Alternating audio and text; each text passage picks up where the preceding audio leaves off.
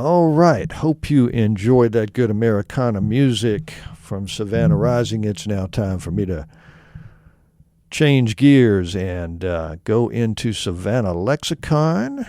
And I do appreciate you listening here this morning on WRUU. I do want you to know that it is indeed WRUU-LP, Savannah, Georgia, 107.5 FM, WRUU.org. We are Savannah Soundings, community radio with global soul. All right. First up, let me just tell you, let me get a little bit of housekeeping out of the way and tell you that the viewpoints expressed in the following program are not necessarily those of WRUU, its license holder, or its staff. All right.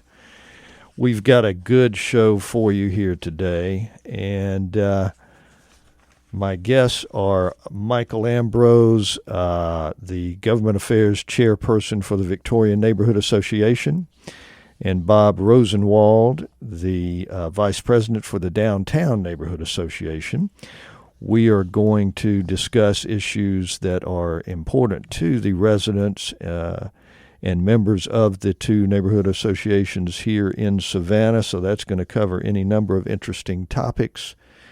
And also, I just want to let you know, for new listeners, if you are here as a new listener, we do appreciate it immensely. And Savannah Lexicon streams and broadcasts from Savannah's Downtown Historic District. It's a show designed to inform the listener about important social, political, and cultural issues that shape Savannah, as well as about opportunities to experience things in and around this beautiful city that might bring an added measure of grace and joy to your life. All right. So, Michael, how are you today? I'm really well, Wayne. Thanks for inviting us on. I do appreciate it so much. And Bob, you as well? Doing well, thanks, and thanks for having me. I look forward to it. Great. Thank you so much for coming in, guys. There's a lot to talk about that are of interest to both of your neighborhood associations and to all Savannians for that matter. So we're going to get into it. But let's just do that. And it says on the website, and correct me if anything is wrong for either one of you, but the Downtown Neighborhood Association, nonprofit incorporated entity, purpose shall be to promote in such ways and by such means as may seem appropriate the general welfare of the residents, as you mentioned, Bob, and the general welfare includes all matters affecting the standards of health and safety in the landmark historic district and periphery of Savannah, Georgia, maintenance of its unique architectural environment, the quality of life therein, and the encouragement of the restoration movement. And Michael, for the Victorian District, nonprofit organization working to make the Victorian District and Dixon Park a safer, cleaner, and more beautiful community in which to live. We believe in preserving the architecture of the Victorian era and encourage anyone wanting to move into our district to be faithful to the beautiful architecture of our homes. Okay. So that's still, I think, a fair overall Sounds good. assessment of what the various neighborhood associations are. Now let's just very quickly lay it out geographically. So the Downtown Neighborhood Association, that's pretty self-explanatory, but essentially that goes From the river, East Broad, MLK, Gwinnett. Okay, Victorian Neighborhood Association. And then we're contiguous with that, going from Gwinnett down to Anderson, going south, and then Broad and MLK. Okay, so basically all the way from the river to Anderson. Right. For the two neighborhoods together. All right, Bob. So you talked about crime. What can we say about that? As you mentioned, statistically, I think the downtown landmark historic district is not as crime-ridden as certain other areas of the city. I think that's certainly fair to say, but it certainly is an issue, and there certainly is some crime in the district, in both of your districts. I know that you guys, I think it was late last year, had a kind of a confab, as it were, with the police department, or they came to one of your meetings, perhaps. They come to our meetings regularly, Okay. and we appreciate that. Okay.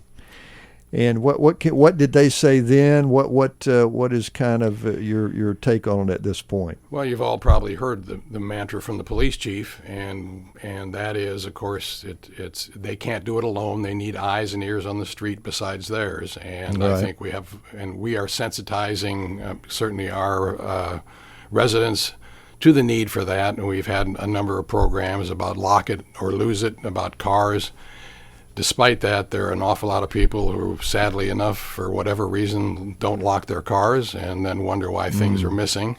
Yeah. So that's one of these things we keep leaning on. But the issue, and I'd echo Michael here, is the issue of police presence, police visibility. We think there needs to be more of that spread out throughout the Landmark Historic District, not just along River Street and the entertainment zones, but out in the areas where people live and where people stay and where people walk. And that's one of these sort of intractable issues because there are not enough police. Everybody recognizes that, and it's difficult to recruit them. But that is one of our pushes. Okay, but now recently it was announced, is it not right, that they were at full staffing at this point? They have been at full staffing, which is on the order of 620 sworn officers. But I think if one does the math, that's probably wherever that number came from. Nobody can tell me, and that number is needs to rise. I mean, if we have 30-some thousand strangers in the town, visitors, transients, whatever you want to call them, Yeah. plus SCAD, that's a lot of people that are here all the time. So we need more than 620 in my view. Yeah. And Michael, how about you, Victorian area? Well, I would reflect the same views that Bob has. Every month at our meetings, we have the police come in and give a report to us. Several months ago, the police chief came by, and he made a statement that it still resonates with me, and that is here in town we have 2 police officers per 1,000 residents, whereas Atlanta has 4 police officers per 1,000, whereas New York City has 11 officers per 1,000. It's my opinion that because we've got so many visitors and so much transient business, that we need a larger presence all the time. Okay. If I may just add, Yeah, go ahead, Bob. we certainly appreciate the efforts of the police force. We like to work with them. They're happy to come to our meetings and contribute, and it's a hard job, and we recognize that. And they're stretched thin, and we certainly support efforts to raise the number of sworn officers that are authorized in Savannah. Absolutely, that would be true with us as well. Captain Gelatley comes to our meetings regularly every month, and we certainly do appreciate her and her efforts. Now, does this play at all kind of a tangential thing that's coming to mind here is the recent attempt to put a tax on retail sales downtown, but part of and it was mostly for the Savannah Ambassadors, Savannah Serves program, as I understand it, but I think part of that was also going to perhaps try to secure additional police officers or some funding for the police as well. Is that correct? That's my understanding of Yeah. what Savannah Serves was. It was a combination of ambassadors, police, off-duty police hired and paid for with that tax, as well as some folks to clean up litter and so on. I think the concept is not unreasonable. I think the funding source was the real question, the legality of it, the difficulty in businesses trying to figure out how to process 25 cents on every purchase under $10. Yeah. I think it died under its own weight. My own view remains that we as residents and taxpayers, one of the requirements of a city is to keep its residents safe, and we shouldn't have to hire off-duty police officers to do that. That should be part of the municipal requirement. Right. I think the possibility of a reallocation of funds towards the things that our neighbors feel are most important should be done. Okay. And let me ask you this, and anything obviously that you don't want to speak about or is too personal or whatever the case may be, you certainly don't have to. I'm just wondering if either one of you have either personally had the misfortune of experience crime here in the city, or if you know someone in your neighborhood or close or that kind of thing. Well, I have fortunately not been the victim of crime, partly because I'm lucky, partly because we keep our eyes open and all that. But I was directly and personally affected last year in October when my budding friend Kevin Reed was murdered on Wahlberg. And that's an unsolved crime. He was walking home from dinner with his wife. We are still in touch with his wife. It was a real tragedy. Indeed. And that was a good friend, and that hit me very closely and probably energized me to try to do more to make things better here in Savannah. Well, you know, I don't for a moment claim to have been a friend of his, but it just so happened that I had met him in his shop about 2 weeks before that. And, you know, I spoke with him for, 5 minutes, so it's not like it was he was some close friend of mine. But nevertheless, you meet somebody even for 5 minutes, you make a little bit of a connection and a little personal connection. And he seemed like such a nice guy. He would have been great for this city. Yeah. He was only here 6 months. He opened a shop. He had energy. He was an Aussie, and I've been to Australia, and he was an Aussie through and through. It was a real asset. He and his wife, and just cut short for no reason whatsoever. A real tragedy. Yeah, indeed. Michael? Well, personally, we've had our car stolen. My wife, several years ago, inadvertently left the doors unlocked. There was a rainstorm that was coming about, and apparently someone noticed that the car was unlocked, got into the car, and decided to rummage through the glove compartment where she had kept a spare key. So not only did they get the car, we had to have the vehicle rekeyed so that it wouldn't start, and it was a very expensive lesson. We don't keep our cars unlocked anymore. I bet you don't. Well, sorry to hear that. That's a shame too. And this is interesting because if I'm correct, neither one of you have really been here that long.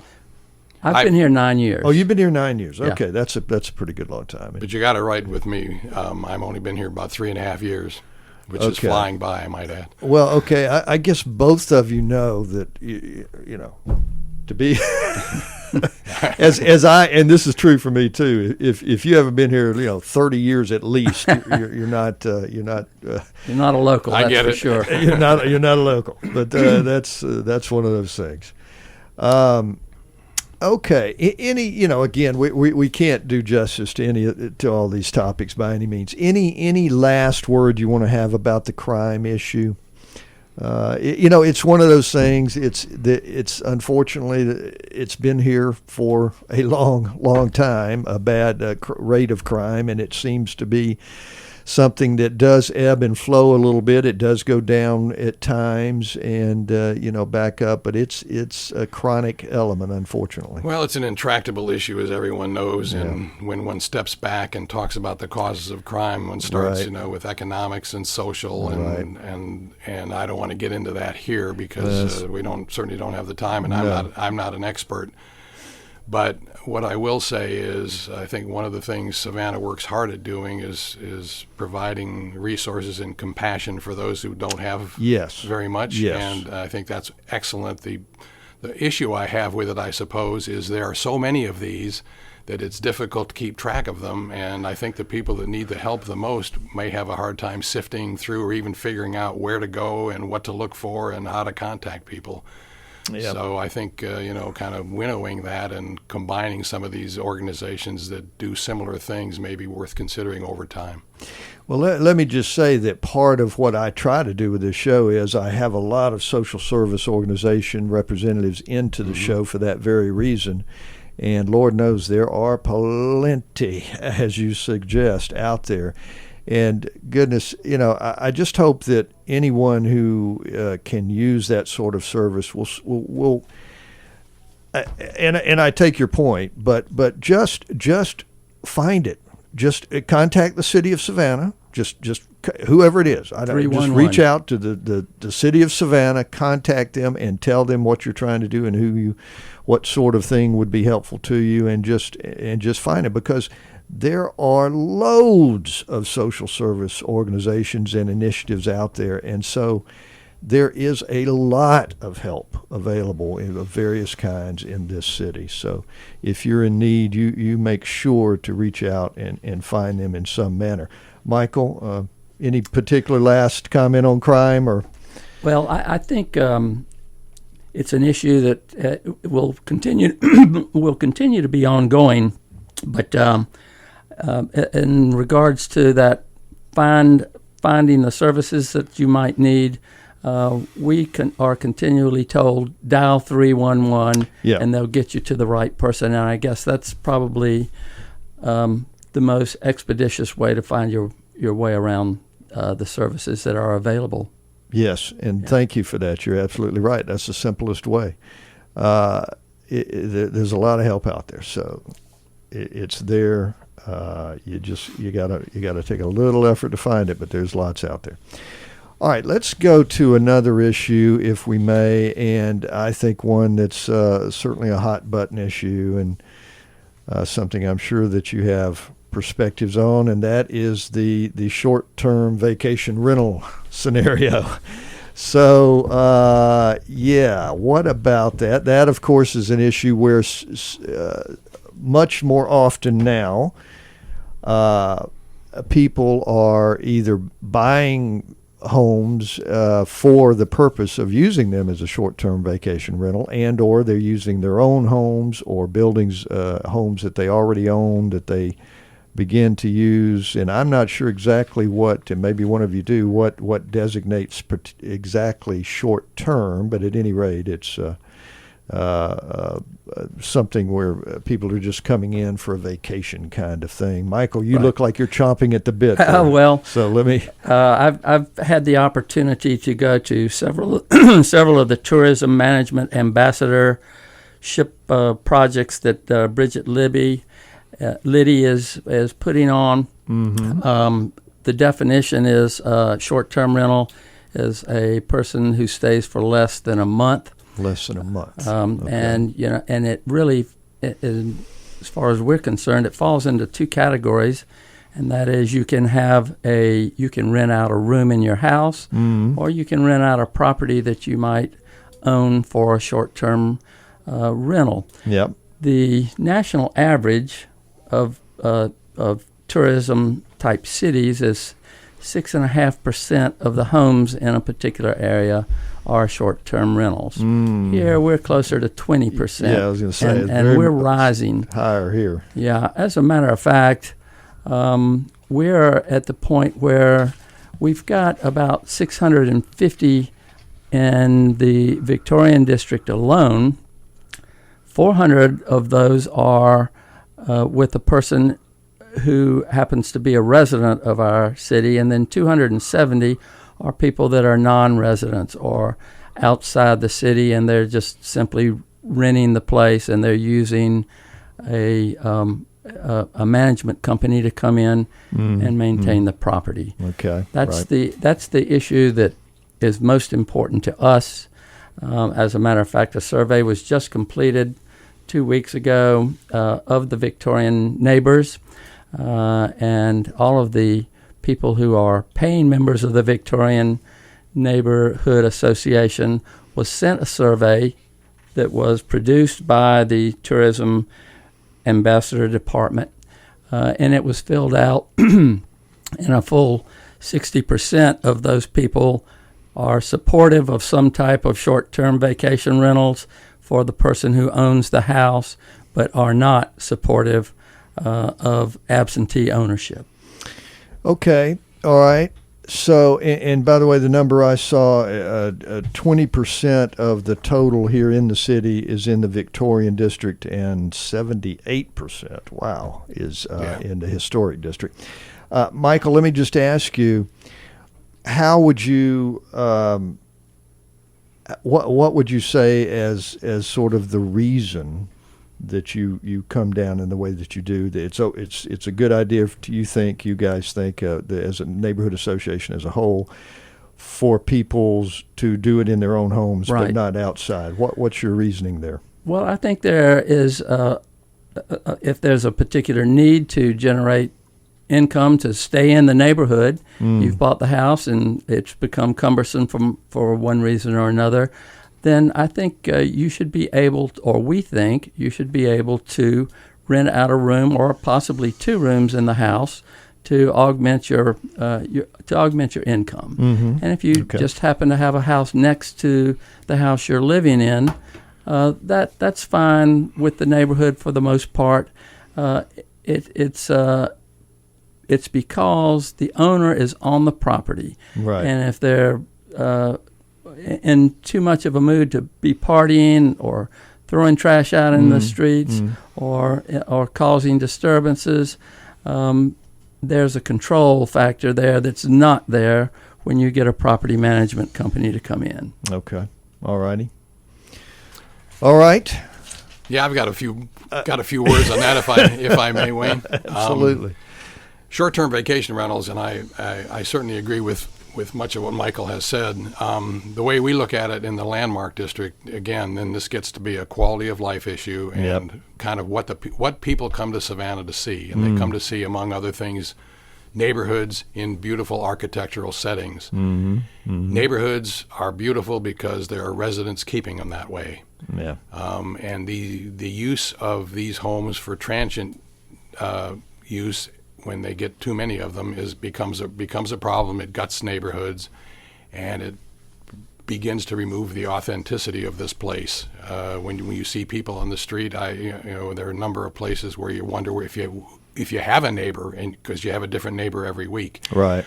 I would differentiate, for the purposes of what they're working on right now, between a short-term vacation rental, which is, as Michael said, anything under 30 days.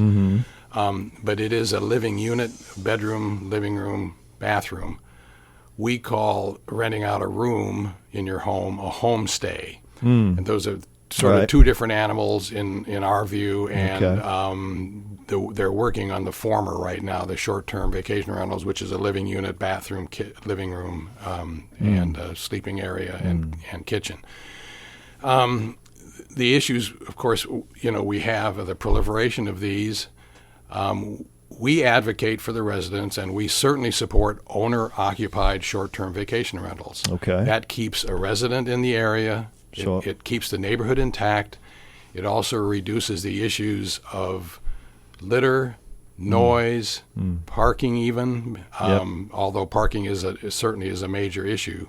So there are all kinds of issues associated with this. We understand. We're not in the Downtown Neighborhood Association, we're not trying to stop the industry. We are trying to regulate it in a meaningful way so that there is moderation in this, and that we don't have clustering of these things. There are several places where there are 3 and 4 homes next to each other that are totally short-term vacation rentals. So it really is a quality of life issue, and in the long run, it's for Savannah. People come to see neighborhoods, and we have them, but we can't afford to lose them. And I totally agree with that. Wayne, maybe you saw the article in the newspaper on Sunday, the Savannah Times, written by Mr. and Mrs. Radke. And to paraphrase her, she said, when a resident moves out, STR moves in. That's short-term vacation rentals move in. Short-term renters don't take care of their property. They don't take care of their neighbors. They don't join the neighborhood organizations, and they're not neighbors. And, I would just further say what Bob was talking about, the fewer people that actually live in the neighborhood, the more the Victorian neighborhood becomes sort of a Disneyland where nobody lives there and everybody drops by and takes a look at it. I just think our major focus is on our neighbors and maintaining a good neighborhood. Yeah. Can I just add one more comment on that? Sure. Thank you. The article that Michael refers to, Gary and Nancy Radke, good friends of mine, and they're very good neighbors. They've had this place for quite a long time. They've only lived in it full time now, but they had it rented out to a long-term renter. And they're very sensitive. And she's the ward captain of the Washington Square. And what they have to say, I would commend your listenership to look at the Sunday article. Very short, Right. large picture, and that it pretty much says it all. But then I would echo Michael. This Savannah needs to be real, authentic, Yes. not Williamsburg or Disneyland. Right. Okay. All right. We're not through with this, but we do need to take a short break here. We're at the halfway point, so we're going to take a short break, and when we come back, we're going to wrap up a little bit on the short-term vacation rental, but we are going to have a little bit more to say on that, and then we'll go on to another issue. So just hang on with us for just a minute, a brief musical interlude, and we'll come back in just a minute.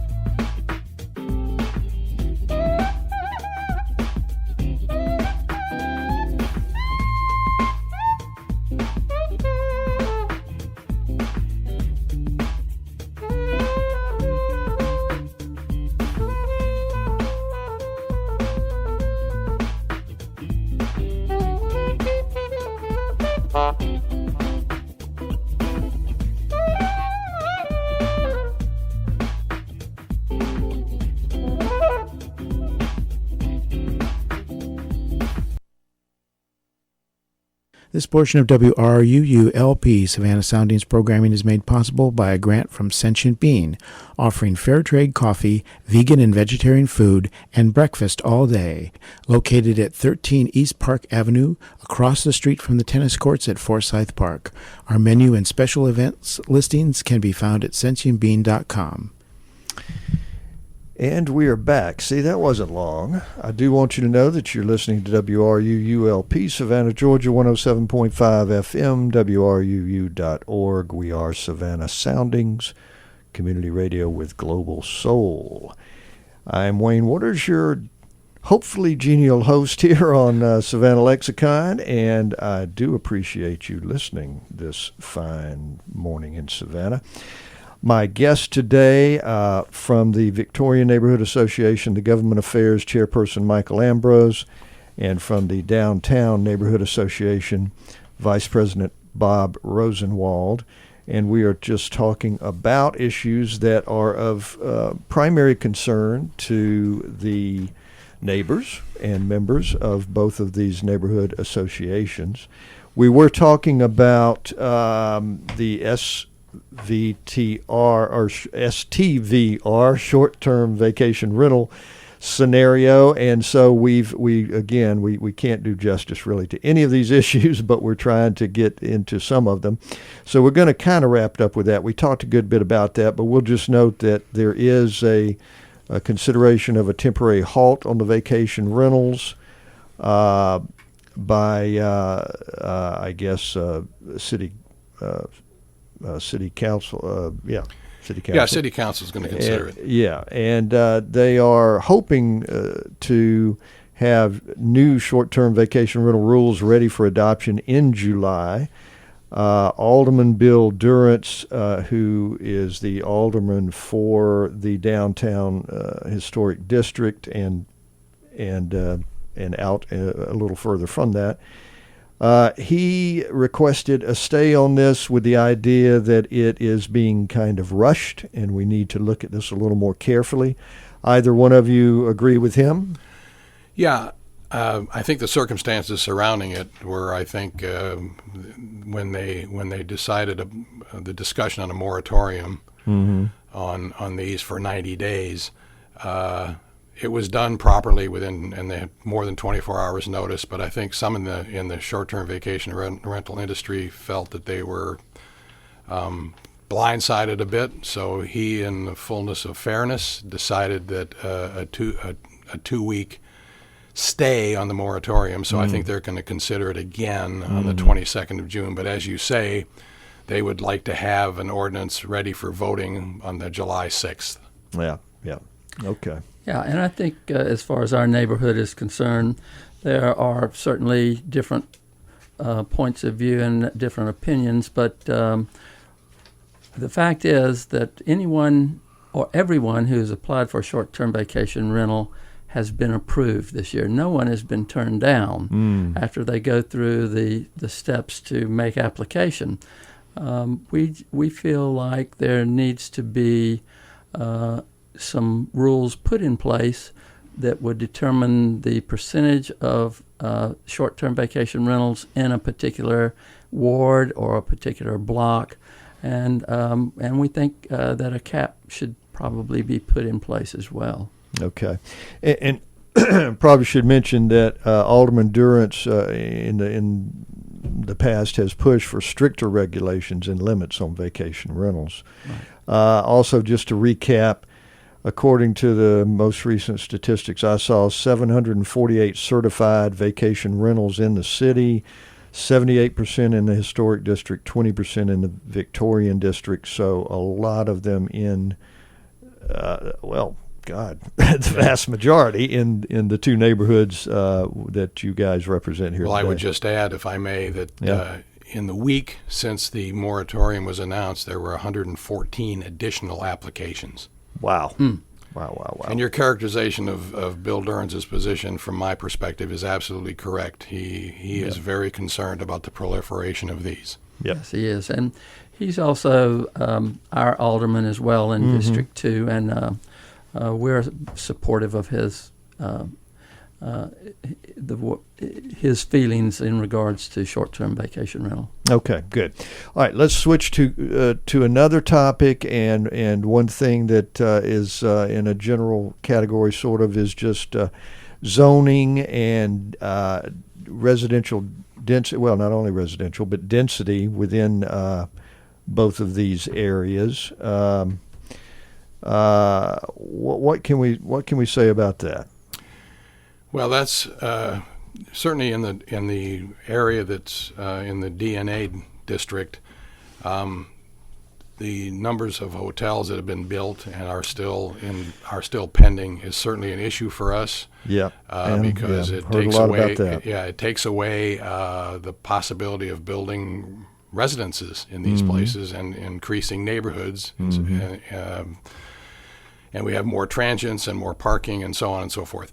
The new zoning ordinance, which has been pending for some long time, we're anxious to get that on the street so we can begin to, at least perhaps have some sanity in all this, because the zoning ordinance that is being used is a good 50 years old and has been modified so much that you can't even tell which way's up. It's amazing. I would point out that I think one of the moves afoot right now, and one we support, is to try to level the playing field so that builders will think about building residences instead of hotels. And there's been a density issue in terms of how many people are allowed in a residence per acre, and it's 70. So when you do the math, there are no limits on hotels. So you can make a 400 square foot hotel room, but you cannot really make a 400 or 500 square foot home. And in the new world, homes are going to be smaller because the demographics have changed. So that is certainly an issue that's on the table right now and being worked fairly assiduously, and we support that. Okay. Yeah, Michael, what do you want to pipe in on this? Well, in our area, we've had a couple of projects come up that are high-density projects, and they look pretty good, but there is a movement afoot to actually change our zoning and portions of our area from a 2R to a 4R. What that means is the density goes from 60% on a given lot to 100%. And what that really means is there are no setbacks for the property. There's no room for parking. There's the height restriction on properties is reduced so that you can build a higher property. Right now in the Victorian neighborhood, 4 stories is as high as you can build unless you get a variance. And we want to maintain the Victorian district as it has been for the last 100 years. So we think that that's a reason why people come to the city, is to see our actual homes and the actual structures that are still intact in this beautiful city of Savannah. Okay, well, this is an ongoing issue, and there's been a lot of public hue and cry about this, and with the idea that we are going overboard with the hotels. And frankly, you got to also think that some of these hotels probably aren't going to make it. There's just so many. Well, as Bill Durrance has said, somebody is going to be building the last hotel. No kidding. No kidding. Yeah. Let's hope so. Then by then it's too late. Yeah. So, yeah. Exactly. Yeah. This is an issue that will be ongoing, and there's strong support in this city. Many highly paid people, they get paid because they're attracting tourists. And we understand that. It's a lifeblood of Savannah, but again, it's the old everything in moderation deal. So, yeah, there is this, and I don't know how new this is, but and I haven't been. It hasn't been that long since I moved back. I did live here before, but there is a real vibe out there of sort of, I hate to put it in these terms, but sort of resident versus tourism kind of mentality that, hey, wait a minute, we do so much for tourism, and as you say, it's the goose laying the golden egg, so we certainly don't want to ruin that, but of course, overdevelopment can ruin it as well. That's so right. there is balance. a sort of a thing going on there with a lot of folks who are just kind of thinking the city pays maybe a little too much heed for the tourism factor.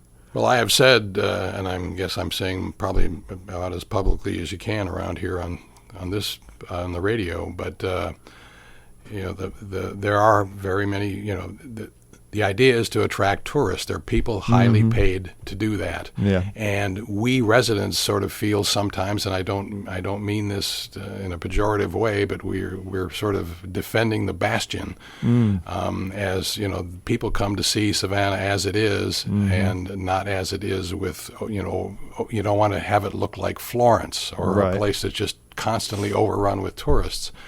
So this is, but we don't want an us versus them attitude either. I think many of us downtown, and I'm certainly one of them, when encounters a tourist staring at a map, you walk up and see if you can help them and find their way around. So that's the part, a nice blend of tourists and residents is what we're looking for. And of course, that's always in a state of flux, and balance is exactly the watchword, but balance means different things to different people. Yeah, true.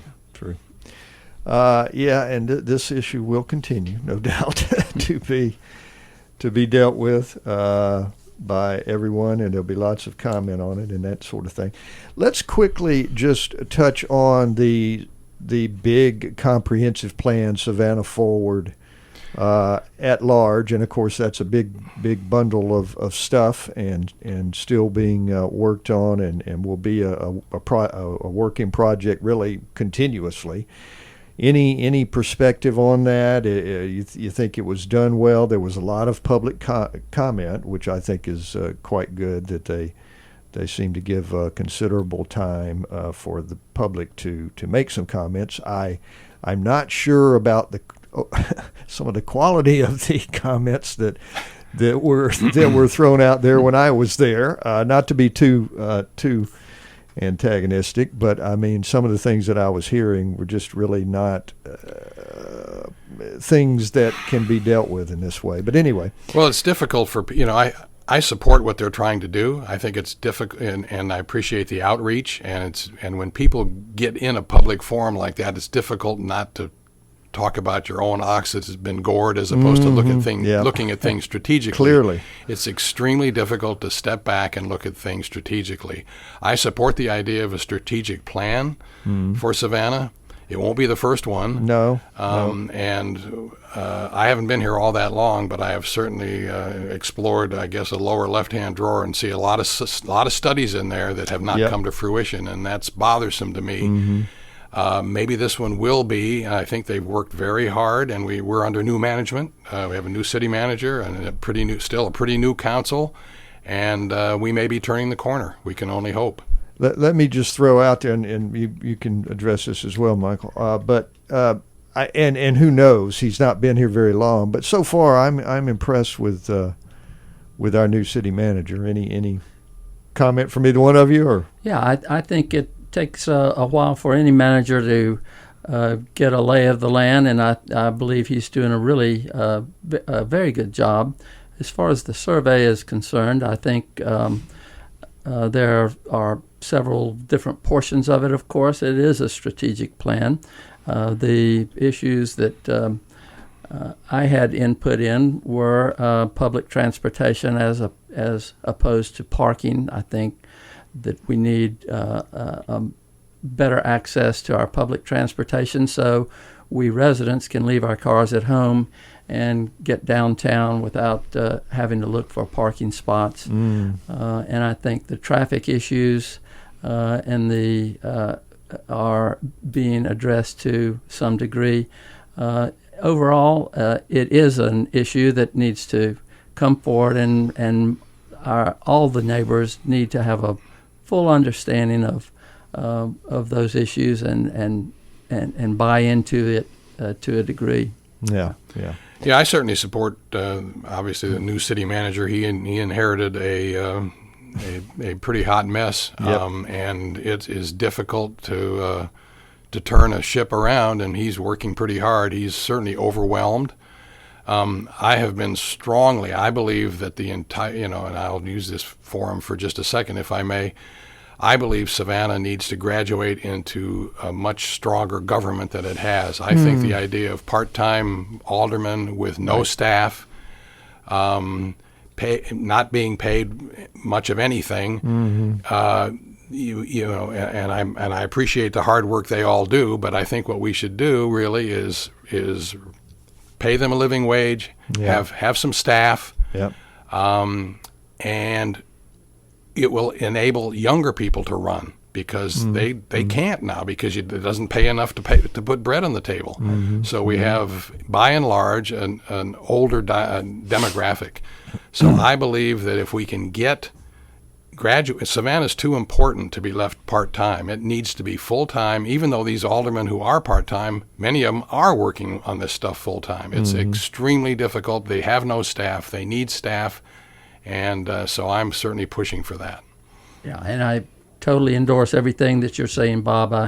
I believe we're in the big leagues, where it's no Indeed. longer just a nice little town. It is a thriving community of neighbors and tourists, and there doesn't look like there's going to be any let up in that in the future. We need professionals to run our businesses, and they need to be compensated for their time, because certainly it is I know Carol Bell and Bill Durrance personally, and they both spend far more time than they're getting paid for, that's for sure. Indeed. Yeah. Okay. Good point. Absolutely. Yeah. All right. Let's try and touch real quickly, and of course, as we've essentially said here, I mean, the proof on the long range plan and the comprehensive plan is actually putting it in play and actually doing it, and not just making a plan and then kind of putting it on the shelf, as seems to have happened in Savannah a number of times through the decades. So hopefully we'll kind of actually put this sucker to work once we get it all together. Okay, so we've talked and touched a little bit about traffic and I guess parking, those kinds of issues, but we haven't really done much with it. What about that? Is there a need for? There's been a lot of talk, for instance, on Drayton and Whitaker, for both streets, particularly as being extremely dangerous streets and race tracks for all purposes. What about that kind of issue? Well, at the current time, there are actually some lights being put on Drayton as we speak. 4 sets of lights are going in, where a person who enters the particular walks at Park and Gwinnett and Huntington, they actually are going to have the opportunity to push a button. The lights will flash. We're hopeful that this is going to allow the traffic to slow down, where they can gain a much safer access to the park. And it's good to see that these are coming on Drayton, and hopefully we'll see the same thing on Whitaker shortly.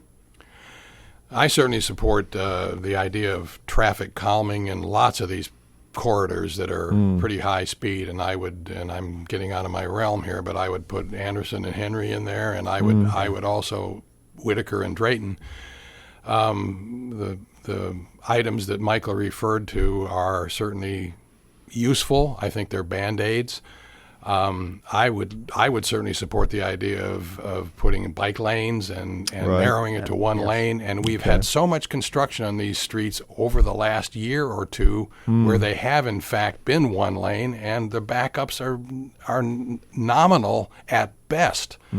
So I really believe that we have an opportunity here, if we keep pressing, to perhaps have this done. And the idea of Savannah being a bike-friendly place, this would certainly suggest that. I live on Price, and Price used to be two lanes, and now it's one lane with a bike lane. Done on the cheap. They're not protected bike lanes, but there are no jam-ups on that street. And so we have an opportunity here, and failing that, I think certainly consideration might be given to make those Drayton and Whitaker back to two-way to slow things down, because people just fly by, and sooner or later the pedestrian's going to get hit. Yeah, that's for sure. Okay. I'll tell you what, we're getting very close. We're going to and I do have a few announcements to make. We may have to leave it at this, gentlemen, for the time being, but any just quick final statements here. I'll give you a quick one. Okay. I'm a big supporter. I think DNA is a big supporter of parking and mobility improvements. Fringe parking with real shuttles that bring people in and on a convenient basis that are well marked. We need to do that. We need to undress the cat buses so you can actually see who's in them, as opposed to having these wrapped buses that you can't see anything and you may not want to get on. And this kind of circles all the way back to the crime issue that we started on. Okay. So parking and mobility are big things for me. And as they are for us, and not quite so much in the Victorian neighborhood, because we don't have pay to park there. But those issues are big. And I want to put a plug in for the Victorian Neighborhood Association, whose meeting happens to be tonight. We invite all of our good neighbors from the Downtown Association and from all of the other areas of the city. Our meeting starts at 6 o'clock. It runs for about an hour and 15 minutes.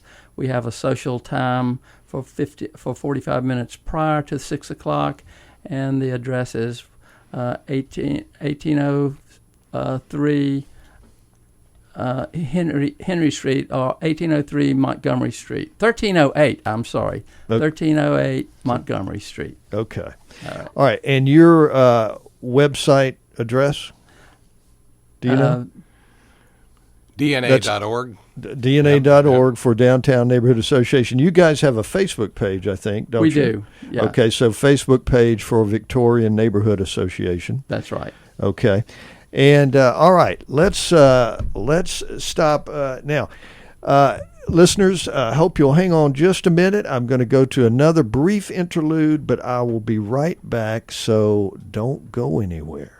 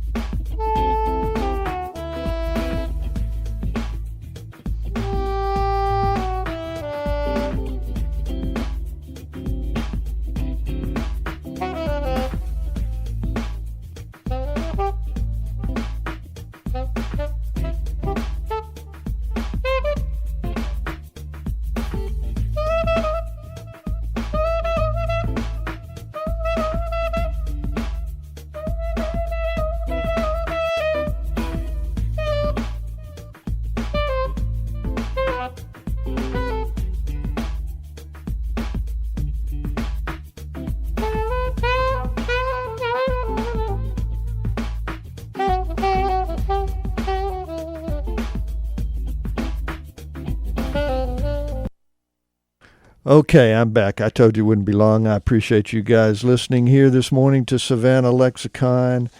And let me just go ahead and say that the viewpoints expressed in the preceding program were not necessarily those of WRUU, its license holder, or its staff. I want to let you know that my guest on Thursday is going to be Cuffy Sullivan, the new president of the reopened, if you will, League of Women Voters of Coastal Georgia.